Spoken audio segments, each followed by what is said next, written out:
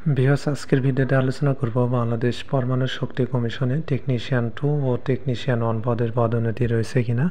আপনারা অনেকেই জানতে চেয়েছেন যে বাংলাদেশ পরমাণু শক্তি কমিশনে টেকনিশিয়ান 1 ও 2 পদের পদোন্নতি নীতিমালা সম্পর্কে। আপনাদের রিকোয়েস্টে আজকের এই ভিডিওটি। বাংলাদেশ পরমাণু শক্তি কমিশন পূর্বের যে নীতিমালা রয়েছে সেই নীতিমালাকেই ফলো করে।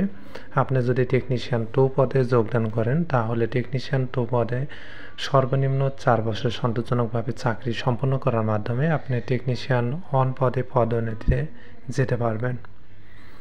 এরপর টেকনিশিয়ান 1 পদ থেকেও পদোন্নতির ব্যবস্থা রয়েছে। টেকনিশিয়ান 1 পদে যদি আপনি সন্তোষজনকভাবে 5 বছর চাকরি সম্পন্ন করতে পারেন তাহলে টেকনিশিয়ান 1 পদ থেকে পদোন্নতি পেয়ে সিনিয়র টেকনিশিয়ান হতে পারবেন। আবার সিনিয়র টেকনিশিয়ান পদ থেকে পদোন্নতি পেয়ে আপনি অ্যাসিস্ট্যান্ট টেকনিক্যাল অফিসার হতে পারবেন। সেই ক্ষেত্রে সিনিয়র টেকনিশিয়ান পদে আপনাকে ন্যূনতম 5 বছর সন্তোষজনকভাবে চাকরি সম্পন্ন করতে হবে এবং একটি কোর্স কমপ্লিট করতে হবে।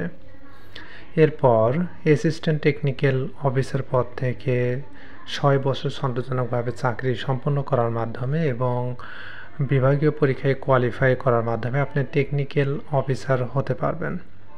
অর্থাৎ আপনি 10ম গ্রেড পর্যন্ত যাওয়ার সুযোগ রয়েছে এখানে।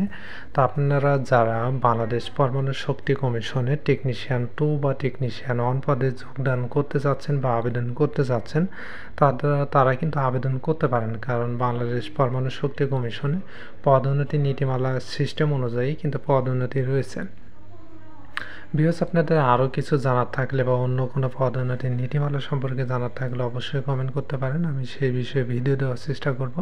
আর আপনারা মির স্টাডি হাউস যে ফেসবুক পেজ এবং ইউটিউব চ্যানেল রয়েছে, চ্যানেলটি সাবস্ক্রাইব করবেন এবং ফেসবুক পেজটি ফলো করে রাখবেন, তাহলে চাকরির আপডেট খুব দ্রুত পাবেন। ধন্যবাদ সবাইকে।